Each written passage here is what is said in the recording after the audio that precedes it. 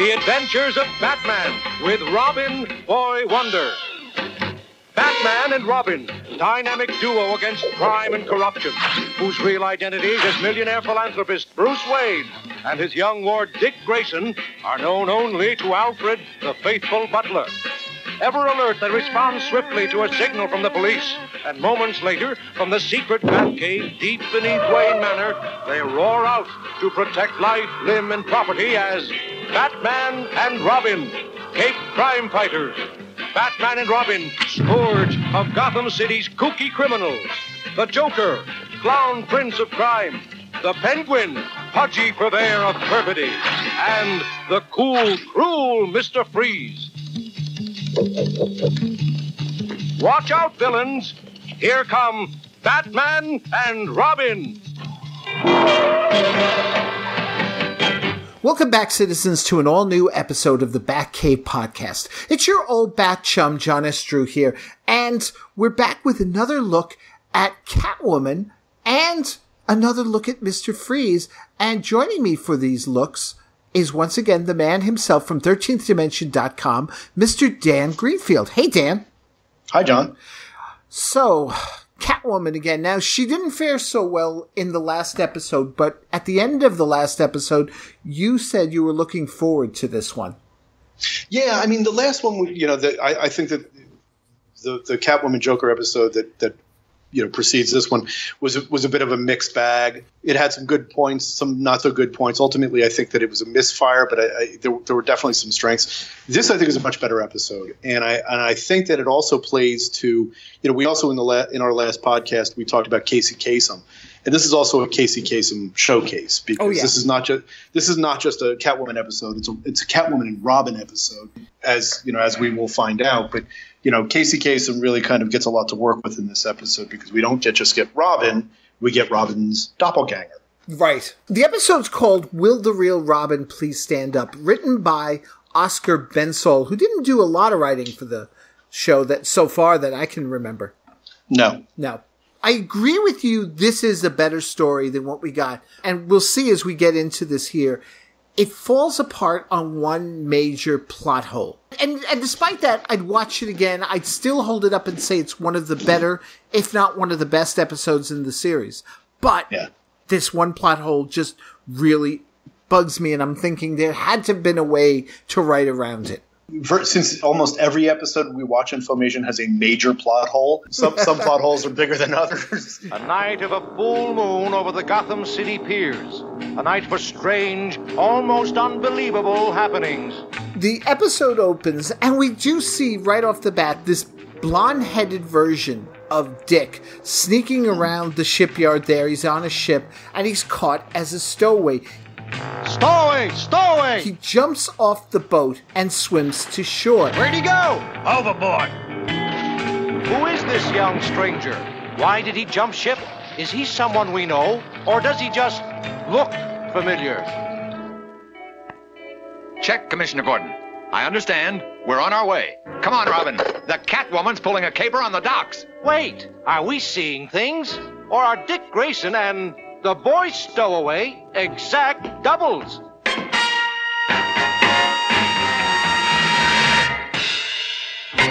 Now, as he and Dick head off, there's a nice transition. I like this, from Dick to the blonde-headed kid. Yeah. It's really good. This is, I don't know if it was, since these shows were so inconsistent, and there are some other neat animation tricks in this one also, I don't wonder whether in certain cases they had more time to work or what it was, but there are certain times where you're like, man, if they could have done this more often. Yeah. And I don't mean to knock the animation or knock any of the artistry of the show. It's all with affection. And I think by this time, people who've been listening along to these episodes of Filmation, they know that. But part of the charm of these episodes is that there's the schlockiness to it. But you would also have these moments where you're like, man, that's really cool. And it makes you wonder, of course, what they might have been able to accomplish had they either had more money or more time. Because you're right, this transition is really cool looking. Yeah, no, it is. It is. Now, Catwoman is leading the cops on a chase at the pier. The blonde kid sees she's in trouble. He helps by dropping a net on the cops, but he's caught by a group of sailors, but he tries to fight them off. He's overwhelmed, and as he's taken away, Catwoman's men rescue him. He not only looks like Dick, but we also find out he sounds like him.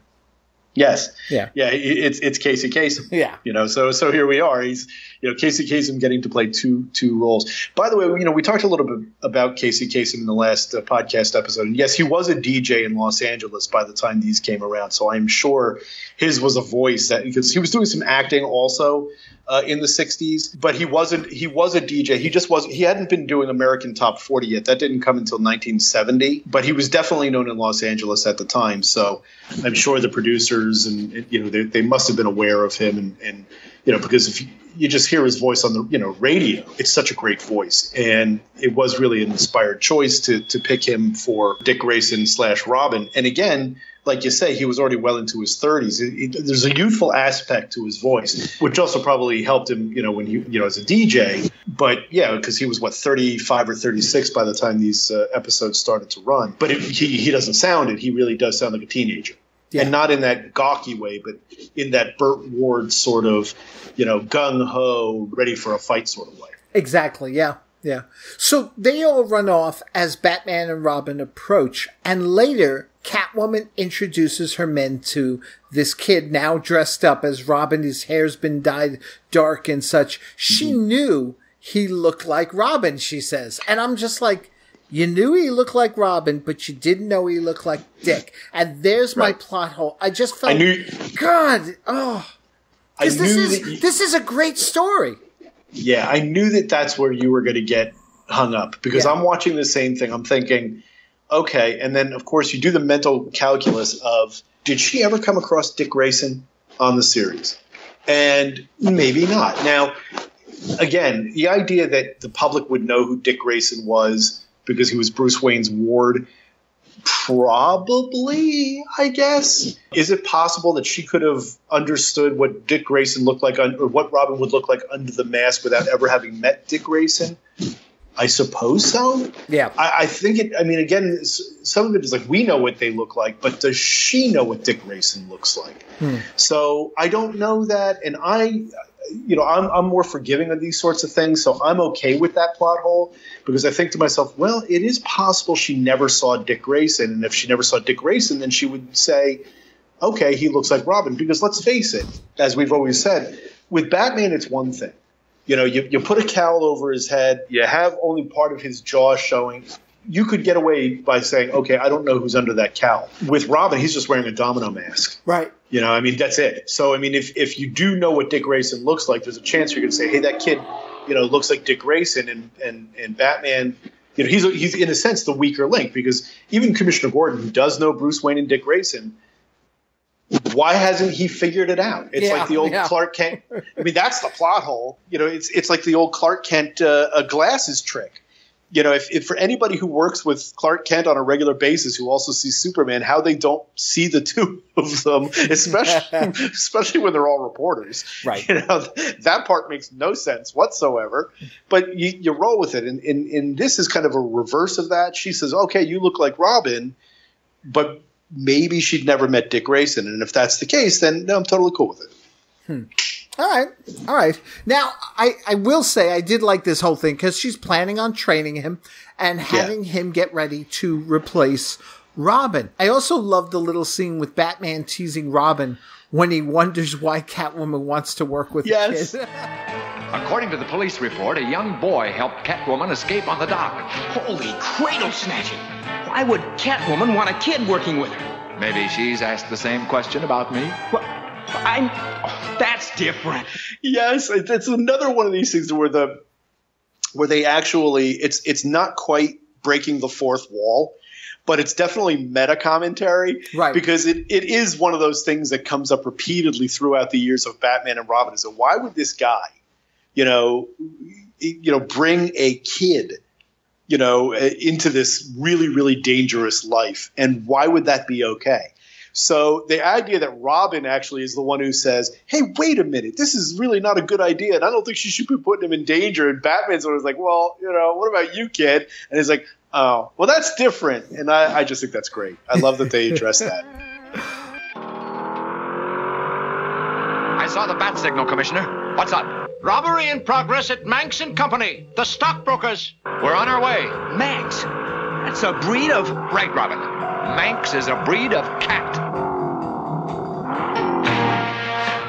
They get separated when they arrive, and Robin is captured by Catwoman's men. So the fake Robin takes his place with a story that he doesn't remember much from the blow on the head he received. And Catwoman gets away with Robin. Right. Now, a couple things here. First, of course, Manx was used in the Catwoman debut episodes of the 66 series. Captain Manx. So I guess Captain Manx was sort of like Peter Stuyvesant. I guess he had a real impact on Gotham City. So a lot of things are named for Captain Manx, I suppose. But also, one thing about the training sequence with Robin or fake Robin and Catwoman is it's a really good sequence. It's a lot of fast forwards. Well, within a couple of days, he gets really strong and really good at being, this Robin replacement. Of course, it wouldn't happen that way, but okay. I mean, they had shown that the kid was good with his fists, when they introduced him. Because obviously he's supposed to be some kid who's kind of a runaway and maybe a street tough, as they used to say. Right. But the training sequence is actually pretty good with the way that they show him being tested. And there's this one bit where he kind of like swings and he grabs this bomb that the henchman is throwing at him, and he lands on his feet and he throws it. And the way his hair moves, the movement of this is one of those cases where I was talking about where the animation really works. And I'm like, whoever did this sequence really took care to direct it well. You actually get this kind of flowing movement. He swings in. He has the bomb. The way it's illustrated with him throwing it, and it lands in this bucket. It's doused, and Catwoman looks very pleased with what's going on. When he lands and throws it, there's a little hair flip that shows the way his body would move, that his hair would move a certain way. Right. And I'm like, man, that's an attention to detail that you didn't usually see on this show. And again, I have no idea who storyboarded it, who did it. You don't really have any sense at all about who's actually doing the work, but it really, really is effective. And as I watch it, I keep thinking to myself, man, again, if they had more time to do stuff like this, these guys obviously were talented, and what was the limitation wasn't the talent. The limitation was the time and the budget. And so there's frequently an if only quality that I watch these cartoons with. That said, I of course still love that. I reemphasize the hokey elements of it. But that scene with him, and then also whoever drew that of him knows how a baseball pitcher moves. A lot of times the movement when they throw or catch or do any of those sorts of things on these shows, it's really, really awkward. Here it flows really nicely, and whoever drew it knows how people move when they throw something. You don't see his legs and the way he plants his feet, but his body moves very naturally. So I give a lot of credit to that because it's a really well done sequence. Yeah. No, it is. It is. I agree. Now, I also like this bit here because Catwoman loses control of her van as Batman and the fake Robin are pursuing her. She and her henchmen ditch the van as it crashes into a subway construction site. Now, Batman wants to follow, but Robin passes out. Yeah, he's woozy. So he takes him back to the Batcave while the real Robin lies at the bottom of this site in a van, and it's buried under all this debris. Yeah, he's in trouble. Yeah. It's a nice way to end it for part one, and I could see that being an episode of 66, the way that's all set up. Definitely. Robin on death's door while fake Robin goes back to the Batcave, presumably to learn all of Batman's secrets. No, it's a good setup. And Dozier's intonations, will this all come to pass? Tune in tomorrow. I can see it, yeah. Unaware that the real Boy Wonder is buried, unconscious, beneath tons of rubble, Batman rushes the fake Robin off to Wayne Manor. It looks as if this time the Catwoman's plan to destroy the Caped Crusaders is succeeding. Don't miss the exciting conclusion coming up next. I made it! I snuck off with Coco's cacao beans, which put the chocolatey flavor in Kellogg's Cocoa Krispies and make them good for breakfast and for snacks. Me, Coco, you lion. That Cocoa Krispies taste like chocolate milkshake. Only crunchy. Hey, hang on to your Cocoa Krispies and don't give up the ship, neither.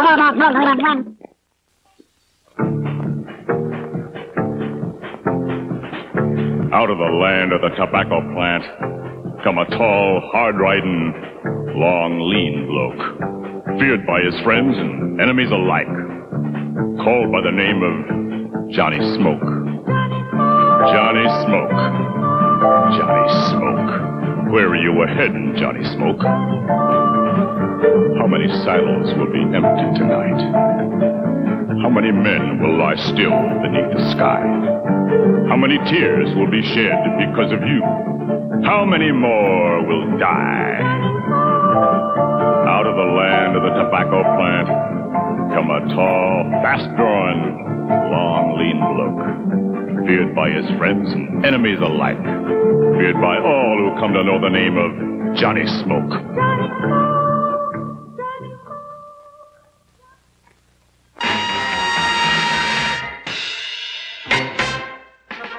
Finding a young stranger suffering from loss of memory, who is an exact double for Robin, Catwoman substitutes him for the real Robin. Unconscious, in the back of her truck, the boy wonder is buried beneath tons of rock and rubble.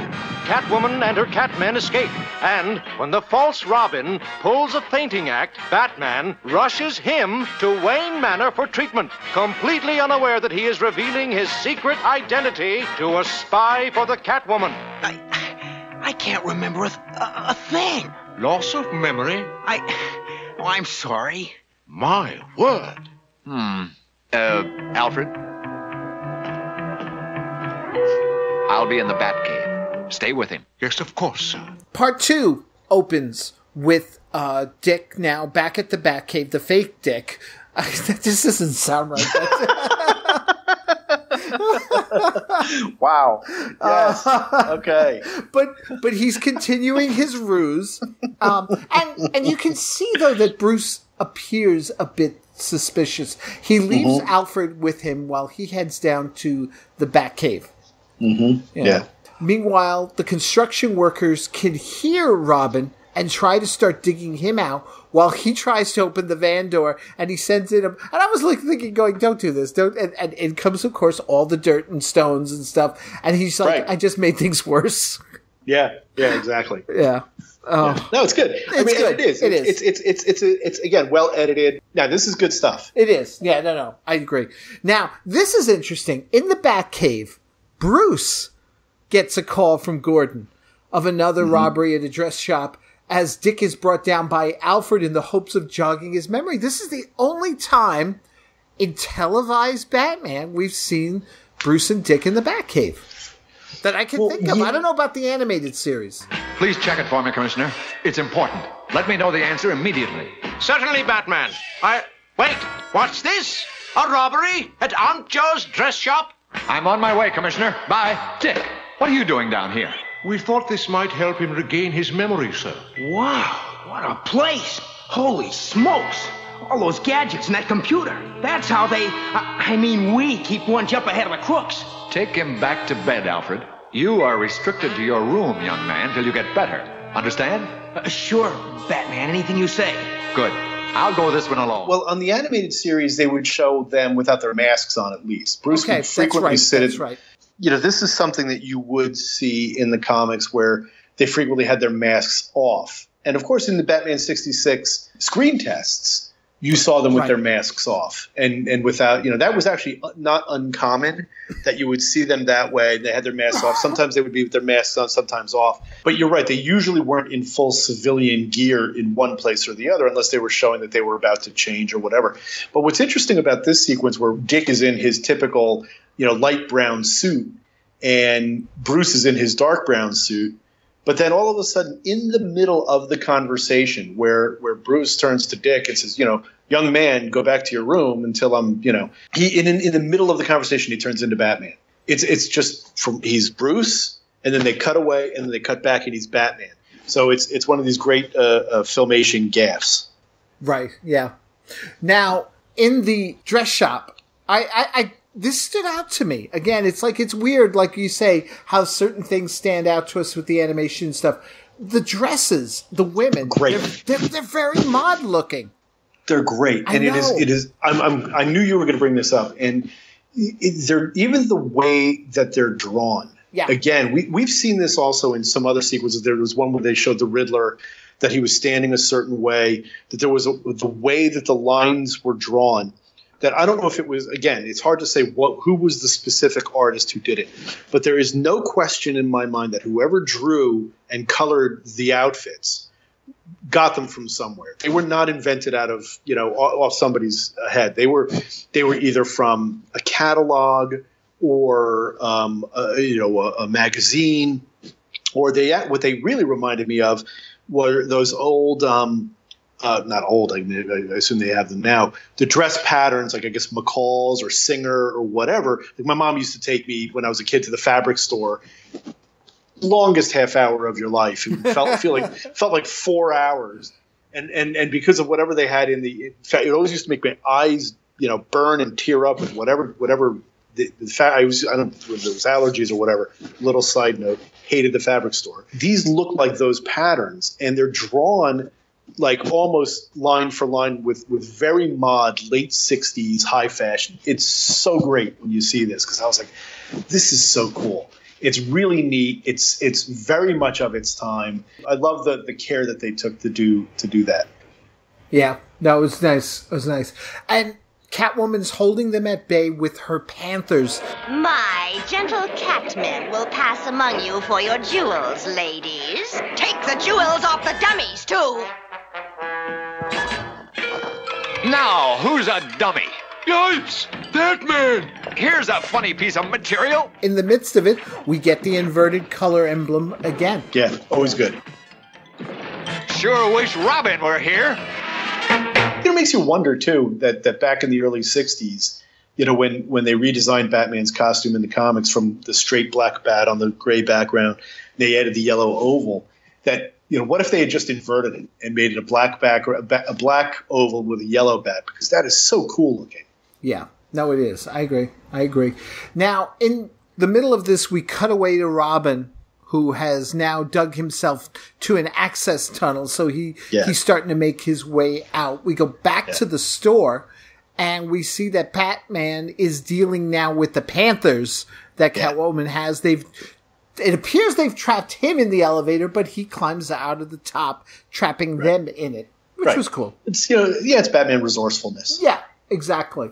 Now, meanwhile, back at the mansion, our false stick knocks out Alfred. I can't think of it because we don't know his name, and I don't want to. Not that it's that relevant, but he does have a real name, which we find out at the end. He knocks out Alfred. You mean Albert? I like when he calls him Albert. Yes, I know, right? Yeah. So, Alfred. Yeah. But you know what? That's an honest mistake, because he says he doesn't remember anything. He doesn't know him. Yeah, exactly. He doesn't remember his name. And what's funny is doesn't remember his own name. No. Yeah. What's funny is Alfred is a lot more trusting than Bruce is. It isn't until he catches him trying to make the phone call that he realizes Master Dick would never. Now, how's that funny? All right. I don't giggle with Master Dick, but I giggle with False Dick. I don't know, man. That's between you and you. Oh my God. So our false Robin now, because he gets into the costume, he steals the Batcopter and flies off with it. Yeah. Now you talk about your plot holes. And again, this is what the things that would, it's so unpredictable. Like the things that'll jump out at you is saying, like, okay, I can't buy this. The idea that this kid who was trained for a hot minute by Catwoman has managed to at least convince, Alfred that he's Dick Grayson, even if Bruce isn't entirely sure. But he can fly a helicopter. And that, I thought to myself, at least a motorcycle would have made some sense. You could get that, but the helicopter, which, the Batcopter gets quite a workout in these episodes anyway. But they do at least show him saying, I don't know about this, or he says something along the he's in the cockpit. Fake Dick is in the cockpit, and he's kind of like, I can't really drive this that well. I'm like, you really didn't think ahead, kid, did you? Yeah. But the idea that he could even get an airborne is just absurd. Yeah, it's nuts. Oh, now the real Robin does finally come free from underneath the debris and stuff, and he hears about the fake one from the construction workers, so he heads back to the Batcave. Meanwhile, Gordon calls Batman with information that he wanted, which we'll learn about again at the end of the episode. Right. It's a quick series of things here. Robin then follows after the fake Robin on a whirly bat. Yes, the whirly bat. Yeah, the whirly bat. Look, and he calls it the whirly bat, and it's great, and I love it, and that's awesome. Yeah. I mean, and when he goes and chases him, it reminds me of the helicopter battle in You Only Live Twice. We've already had our last episode. We had our Man with the Golden Gun reference, and this episode we've got our You Only Live Twice, where he's kind of in this whirly bat thing, and he's fighting these other. It's great. I mean, it's only a brief glimpse of it, but I guess in my mind I extrapolated it to something better than it is. Yeah. Now he manages to force the helicopter down. The real Robin! They get into a fight, and it's a series of just the inverted Robins, one way swinging, another way swinging.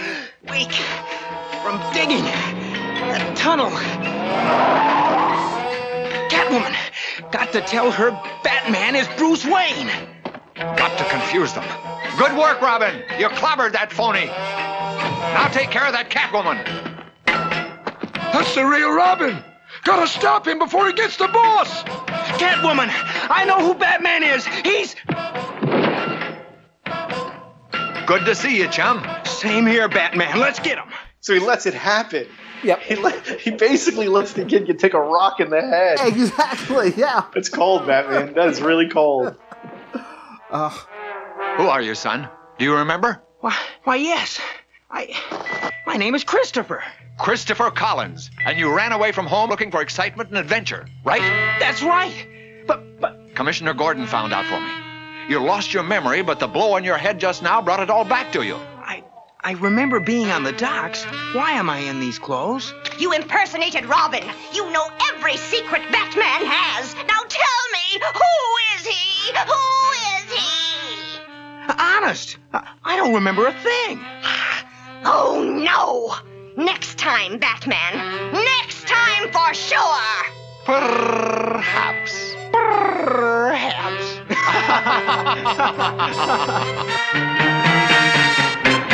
Now, the wah-wah ending was disappointing only for one thing, because they screwed up the animation. Yes. Yes, they did. We get both of them, Batman and Robin, after she's...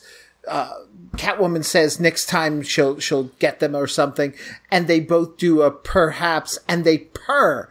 And it's beautiful, but... They've just got Batman saying both lines, so there's Robin's voice coming out. I was like, oh, no. Because it wasn't bad. Yeah, it's a total bat taunt, but it's right. And I actually went back I rolled it back again to watch it a second time and said, did I hear that right? Was that Casey? Because he says it, first it's Olan Soule clearly saying it. And then I said, wait, was that Casey Kasum who actually said it? I'm like, yeah, but again, they only had Batman's lips moving. And it's I mean, you see things like that all the time. And there's even when at one point earlier when Batman comes running out of the bank, his lips are moving. So he was saying, and then I was thinking to myself, okay, that was obviously I would think maybe it wasn't, maybe he was supposed to have dialogue and they didn't use it. But maybe it was just stock footage used from another scene where he actually was talking. But you see him coming out and there's no dialogue at all, but you can see his lips moving. This is the downside of the filmation where you're like, oh, that could have been so much better. Yeah. Overall, yeah, I agree with you. I would put this up there as one of the best ones. I just, that one little thing does bother me, but I would gladly go back and watch this again. Not only is the story great, we laugh at some of the animation gaffes, but there's also some great little animation moments. Also, did it just seem to you that the whole shading was a little darker? I didn't pick up on that. It might have been just simply the transfer. I don't think that it was intentional, but come to think of it, I think that it might have. I do remember when I was watching the episode, I was like thinking, oh, this seems darker than the last episode that I watched. But I thought it was just maybe not like by any design, but just by, like I said, the transfer. I don't think there was anything where they were like experimenting or anything. I think it just might be the copy. Yeah. Right. All right. So that brings us to our one-part story here with Mr. Freeze. It's called He Who Swipes the Ice Goes to the Cooler, written by Bill Keenan. I get the feeling that everything about this episode was, why not? I don't know why. It just, even the title, it's like, what? Yeah, this is a really strange episode. Right. And it also, and we've gone down this road before, and I can't help but do it here. It's also wildly casually racist. It's so of its time that you watch this thing and you're laughing and appalled at the same time. Right. Because you're like, oh my God. And there are certain lines in this episode that you're like, wow, this is just, and it's no wonder, that we as children, that you would have these ideas of things because you watch this episode and it's like, anyway, let's get started. Gotham City International Airport, where crowds of citizens wait to welcome the visiting Maharaja of Typhoon under the watchful eyes of the dynamic duo. Is it really true that the Maharaja is never seen in public without the crown jewels, Batman? That's what they say, Robin. But as the Maharaja's jetliner approaches the runway, there is dirty work afoot within another aircraft at a distant part of the airport, directed by the cool, cruel, villainous Mr. Freeze. Alert the Jeep. Yes, sir, Mr. Freeze. Mr. Freeze is also waiting, though. He's got a Jeep with a follow me sign guiding the Maharaja's plane to another hangar. Which I like. Yeah. No, it's a great opening there, the whole start of it there. Follow that Jeep.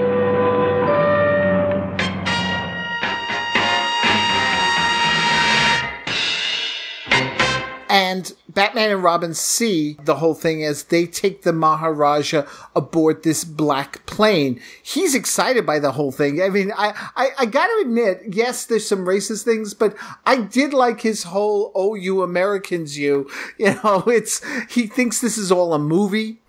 Right. Yeah. Right. His attitude is hysterical. His attitude is really fun, and it's Casey Kasum. Yes.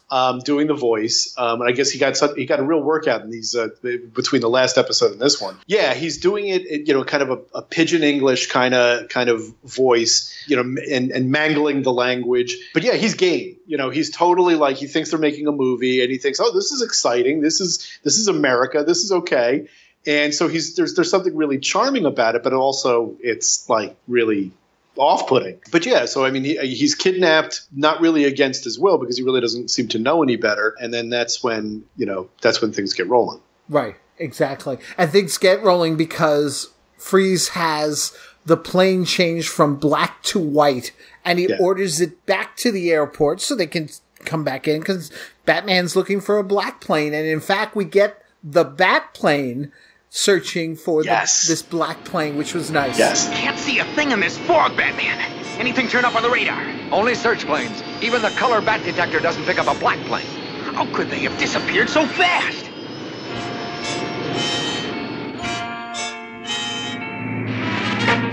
Yeah. Yeah, which is awesome. Now, of course, it goes from black to white because he's got a special frost button, right, that is able to put frost on the entire plane, which of course would bring it down, I guess. Yeah, I would think so. but let's put that aside. When I saw the Bat plane, I actually went, yes, because I really do like the design of the Bat plane. And then I also like the fact that they say that now let's go double back to the airport, and the crooked pilot, who's still, I think, wearing a pilot's uniform, which I think is kind of funny. I guess he was supposed to be in disguise.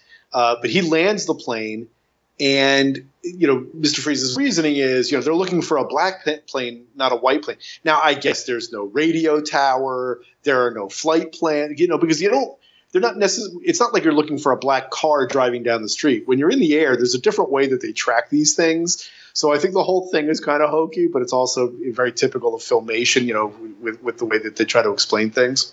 Right. Yeah. And we get the return of O'Hara. We haven't seen him in a while. Yeah, as opposed to every other Irish cop in Gotham City. Right, now we get exactly. The original. Yeah. And he shows up to talk with Gordon about what's going on. No news. They can't find the Maharaja anywhere. But they do quickly discover the ruse that Freeze used to get the Maharaja away. Of course, it's too late. Right. But yeah, it says the frost starts to melt. Yeah. Which is kind of cool looking. Yeah. Now, the next scene, I know you must have gotten a thrill from this as well. Here's a list of all land vehicles that can be refrigerated enough to suit Mr. Freeze. We'll pass this on to the commissioner, then scout around on our own. In the Batcopter. Check. And hook up the Midget Bat Racer. I've got a hunch it may come in handy. The Midget Bat Racer. And he calls it that. He calls it the Midget Bat Racer. Yeah. And because midget car racing and what have you. I thought this was such a weird thing. I was like, all right, John's going to point this out because he knows how much I like the vehicles on this show. Right. But I'm thinking to myself, I don't need this one. I don't need the Midget Bat Racer.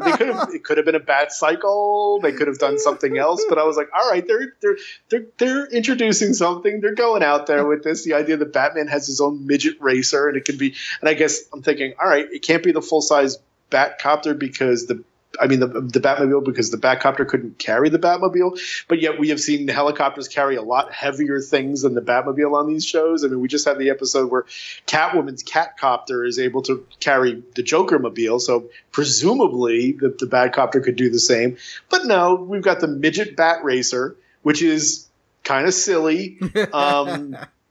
Kind of very silly, but there you have it. And yes, he and I like how he says when they leave with it, he's like, I have a hunch we're going to need this because, like Chekhov's gun, it's Chekhov's Midget Bat Racer because that means what we're going to see it. And sure enough, Batman finds a reason that he has to get in it, and he gets in it, and he's chasing down Mr. Freeze in his little Midget Bat Racer. Right. Yeah. Oh, and it's Batman that spots the truck, and he follows after it towards the river. Now, Did you at one point when Freeze is, they're cutting back and forth and stuff, at one point Freeze's bottom half is not drawn in? I didn't catch it, but I'm not surprised. Yeah. Because, Filmation. Yeah. Wow, I just looked at. I'm like, and it's brief. It's very fast. If you don't catch, if you're not paying really, but it just stood out to me because this is just such a weird episode to begin with. Anyway, it is. Yeah. Freeze puts out a freeze slick on the road as well as a fog bank, so Batman has to eject, and he catches on to the Batcopter's ladder. Yes. Yeah, it's good. Yeah. No, it's really good. Yeah. Yeah. Mr. Freeze, what do we do with Omar here? Bump him off? Bump off? I've decided to put him on ice.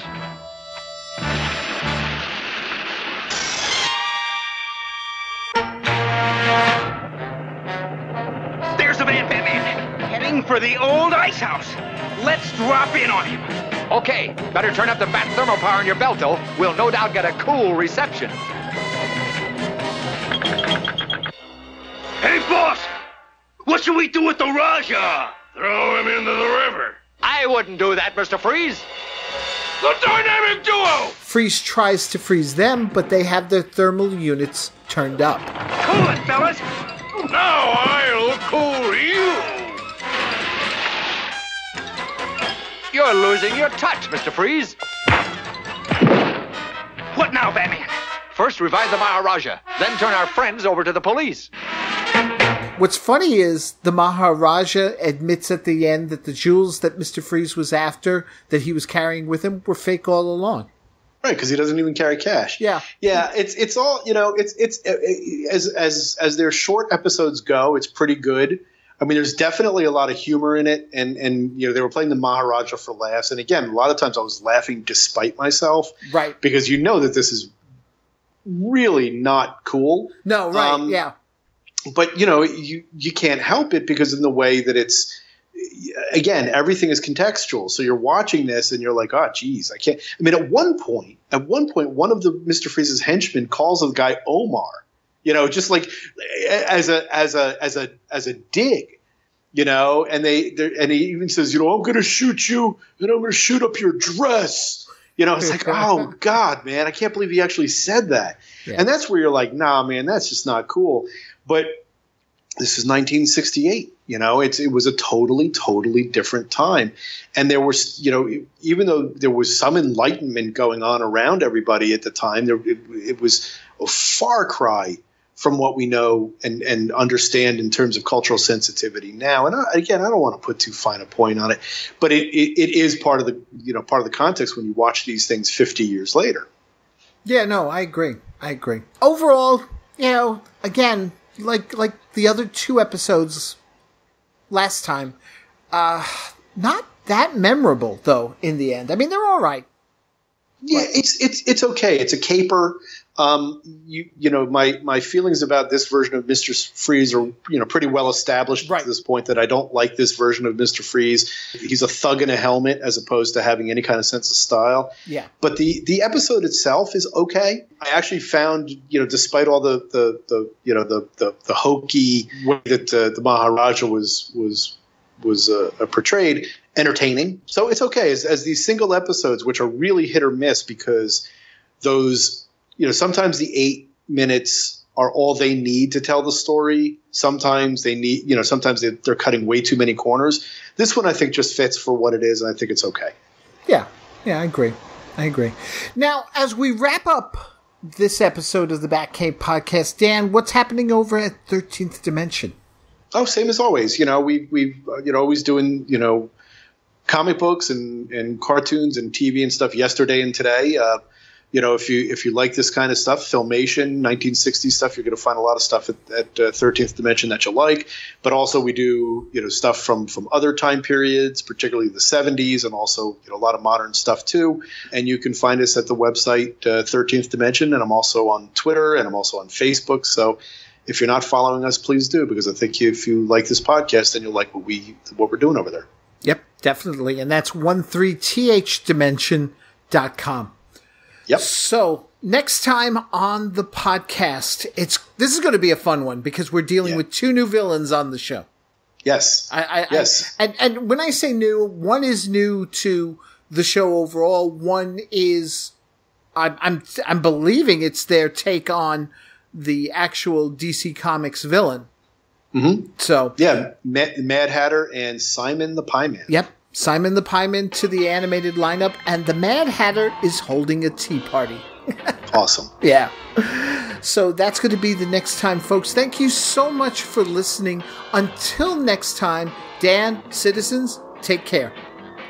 Bye.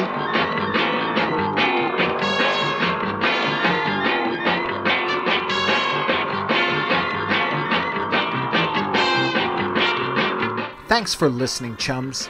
I don't have a bat phone, but you can contact the Batcave Podcast through its Facebook page, Twitter, email at thebatcavepodcast@gmail.com, subscribe to the podcast via Libsyn.com, that's LIBSYN.com, or through iTunes. The Batcave Podcast is part of a series of pop culture podcasts from the Chronic Rift Network. Find them at chronicrift.com. So until next time, citizens, same bat time, same Batcave podcast.